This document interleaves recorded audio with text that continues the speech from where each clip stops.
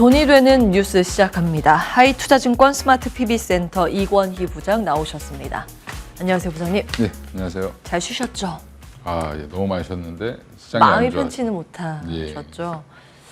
오늘 일단 반등은 하긴 하는데 이게 진짜 반등인가 불안한 마음은 여전합니다. 하나하나 보겠습니다. 그 안에서도 시장이 힌트를 주는 것인가, 기회 요인이 있는 것인가 추측되는 부분 삼성바이오로직스를 필두로 한 오늘의 제약바이오 반등입니다. 의미 부여 가능한지 한번 보겠습니다. 올해 또 새 역사를 쓴다. 바이오의 시간이 오는가 하는 기사 내용이고요.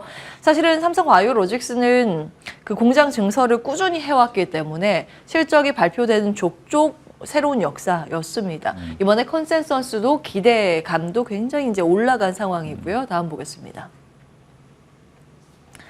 공장 돌려서 수익을 딱딱 찍어내는 쪽이 이제 삼성바이오로직스고 CMO 공장 돌려서 가동률도 상승하고 있고 매출 목표치 20% 이상 상향 조정되고 있습니다. 메신저 RNA 활용성 무궁무진하다. 뭐 이런 기사들도 많이 접하셨을 것 같고요.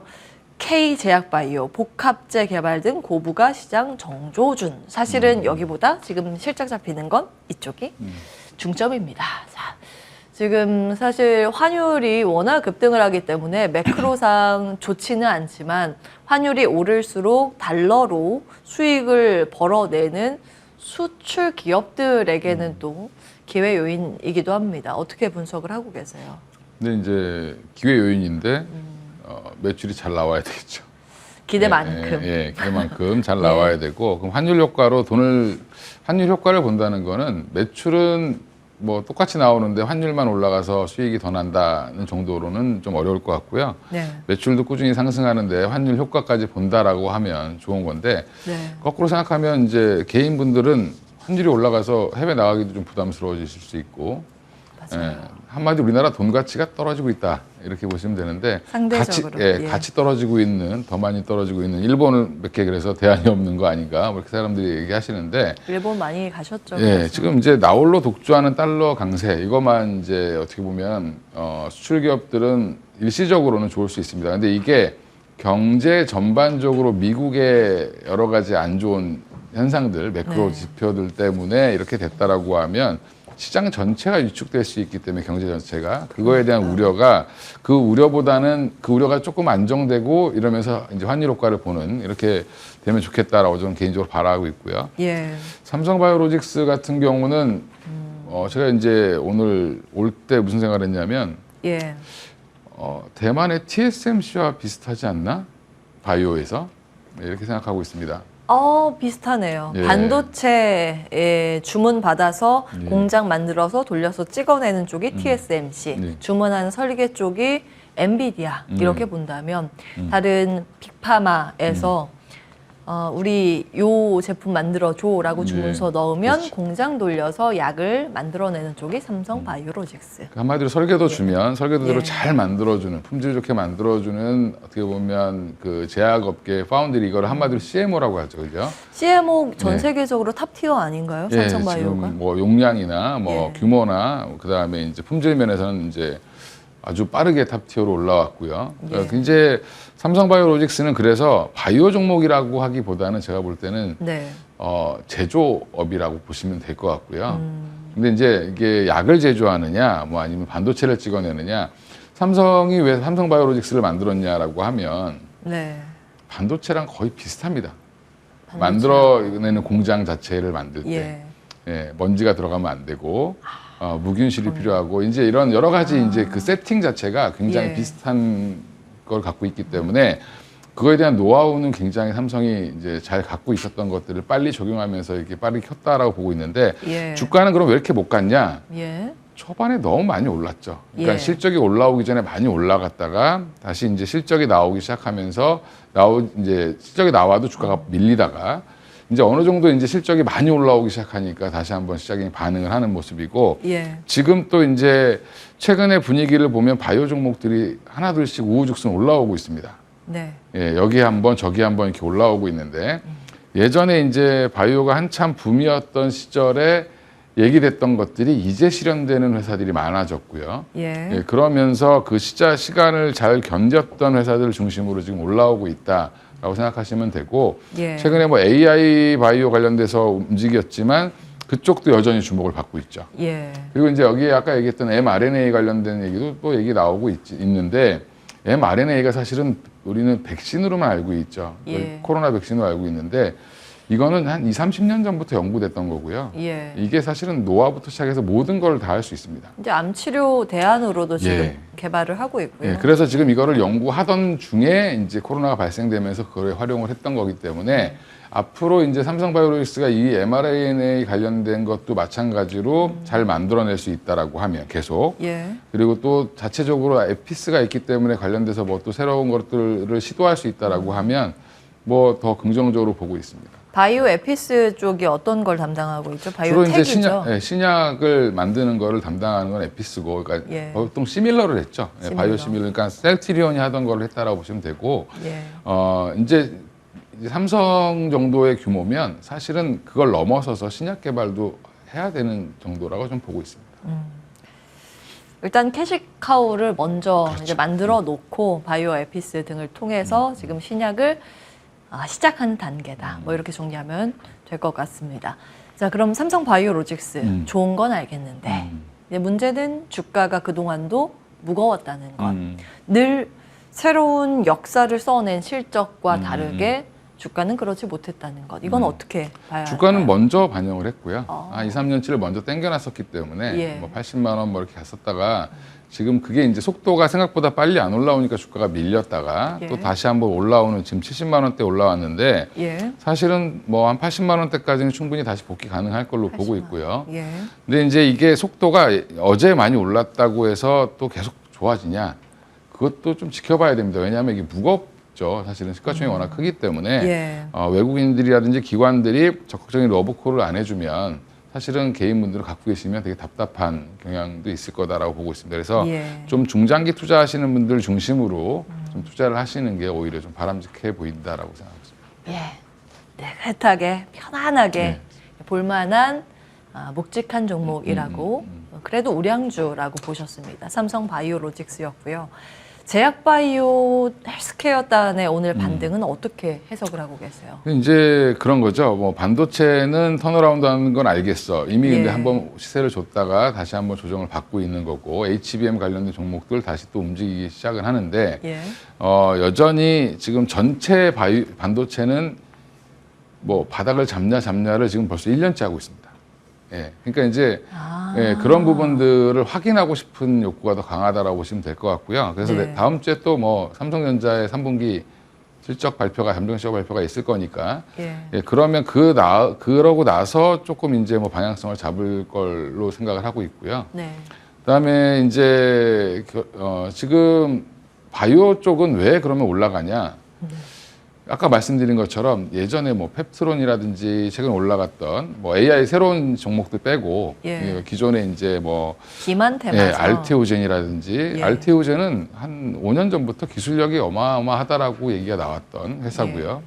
그 SC 제형 관련돼서 굉장히 탁월한 기술을 갖고 있다라는 건 이미 업계에 다 알려져 있었던 거고 예.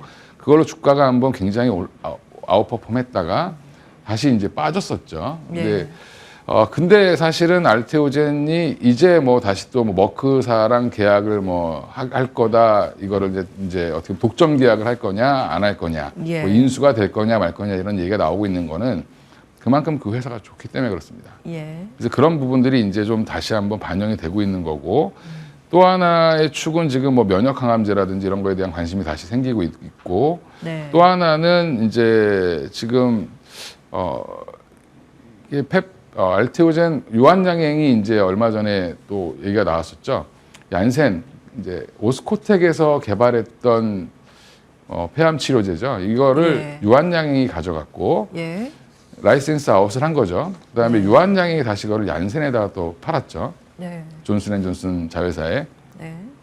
그게 이제 미국에서 1차 치료제로 될 가능성이 높아졌고 좀 있으면 23일 날 아마 유럽 종양학회가 열릴 텐데 거기서 세부적인 그 임상 데이터를 발표를 할 거라고 지금 얀센에서 얘기했기 때문에 예. 그게 아마 좋다라고 하면서 올랐는데 아스트라제네카의 경쟁력 대비해서 굉장히 좋다라고 나오면 구체적인 수치가 나오게 되면 또 한 번 반향을 일으킬 거고 그러면 24년도 내년에는 그러면 미국에서 폐암 1차 치료제로 선정되지 않겠냐라는 것들이 이제 기대가 붙으면서 이게 이제 기존에 계속 해오던 것들이 잘 된 거죠. 어떻게 보면. 예. 이게 무슨 의미를 갖냐. 우리나라가 라이센스 아웃을 빅파마에 한 것 중에 처음으로 상용화되는 약이다. 아. 예, 그게 가장 중요한 거죠.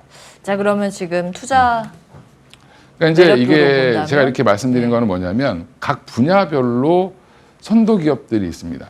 예. 그러니까 뭐 지금 한미약품도 오늘 실적이 좋아질 거라서 올라오고 하는데 그동안 소외받았던 제약바이오 섹터들에서 기존에 하던 일들을 잘하고 있고 실적이 올라오거나 아니면 네. 라이센스 아웃한 게 진짜로 약이 되거나 예. 뭐 이런 부분들이 시장은 그걸 다 보고 모니터링하고 있는 거죠. 그러니까 예. 또 한쪽 섹터가 주도주들이 약하니까 뭔가 지금 많이 빠져있던 것 중에 좋은 것들을 골라내기 시작하면서 더 부각이 되는 현상이라고 보시면 될 것 같습니다.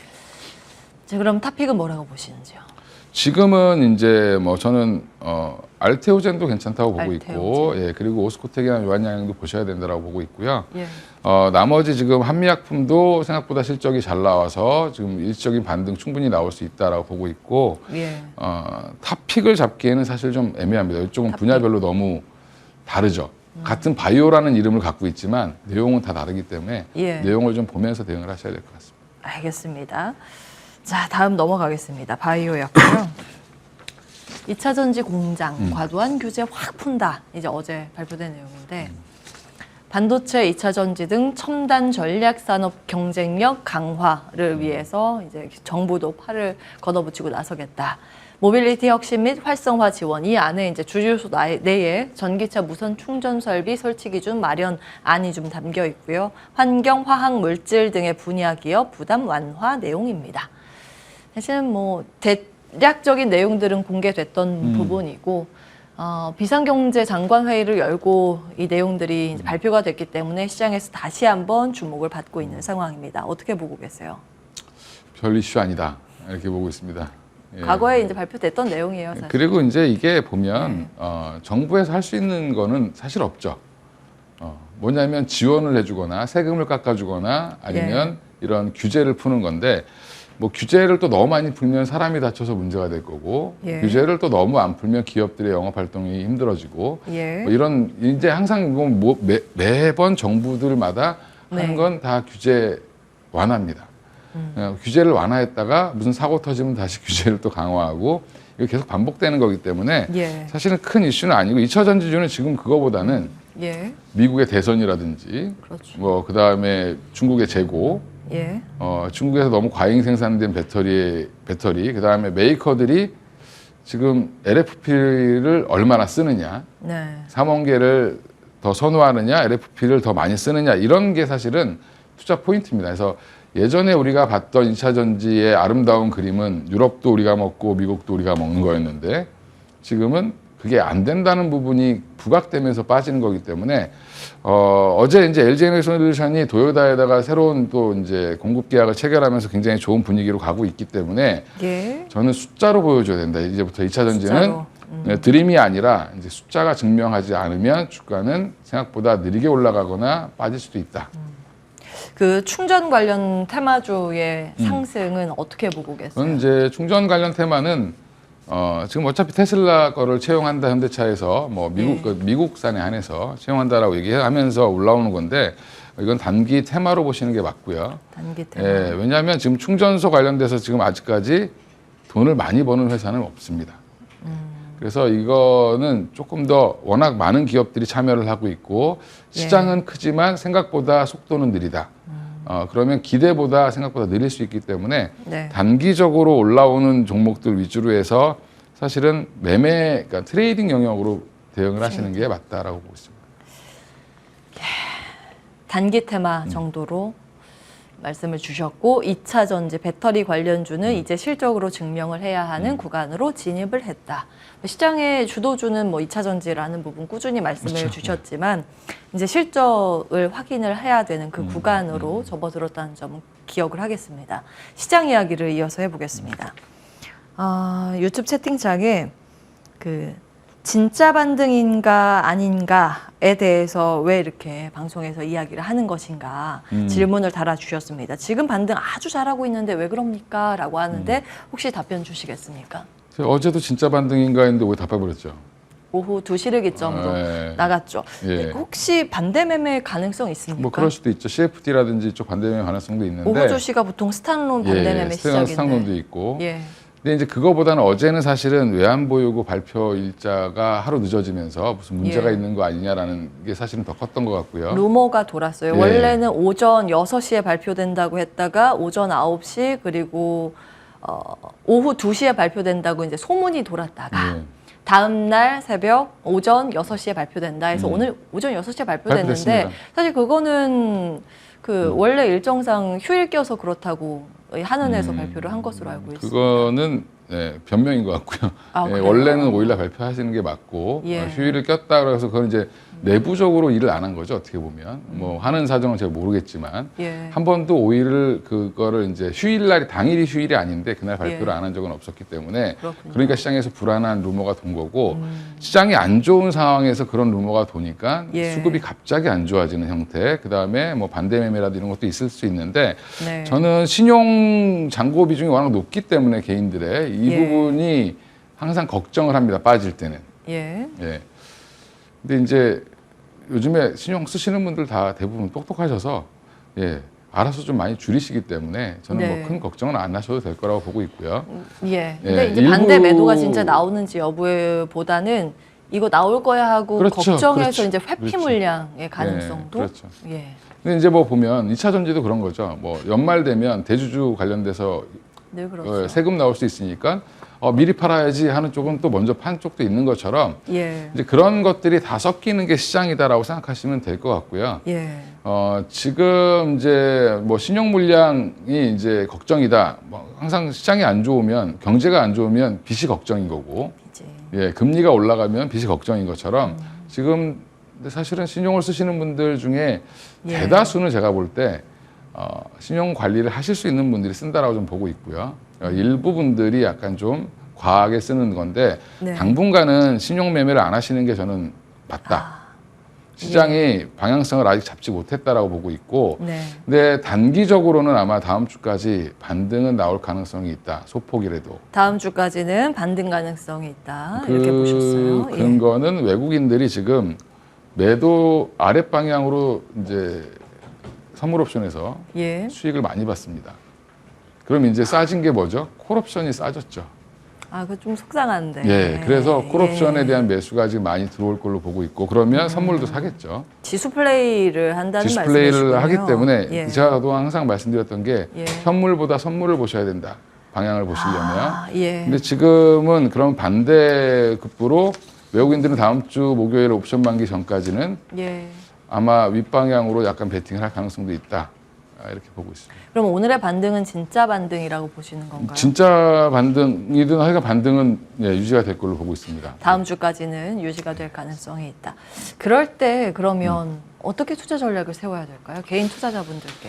지금은 조언해 일단 주시죠. 수익을 짧게 끊어가시는 게 가장 좋은 전략이고요. 예. 요즘에 한 10% 20% 수익 났다가 제자리 예. 오는 게 되게 금방입니다. 예. 아니면 마이너스로 전환될 수도 있고. 예. 그러니까 이럴 때일수록 현금을 좀 많이 그러니까 아끼셔야 됩니다. 그래서 수익이 나면 일부 물량을 좀 줄이셨다가 또 아니면 뭐 일부 종목은 매도를 다 하시거나 해서 이익 실현하시면서 현금을 계속 확보해 가면서 매매를 하는 전략을 쓰셔야지 예. 연동성에 좀 대응을 하실 수 있다라고 보고 있습니다. 예. 이 반등이 오늘은 어제와 다르게 끝까지 이어지기를 바라면서 다음 주에도 힘차게 그래도 반등에 나서주기를 바라면서 오늘은 여기에서 마무리하도록 하겠습니다. 하이투자증권 스마트 PB센터 이권희 부장과 함께했습니다. 말씀 고맙습니다. 네, 감사합니다.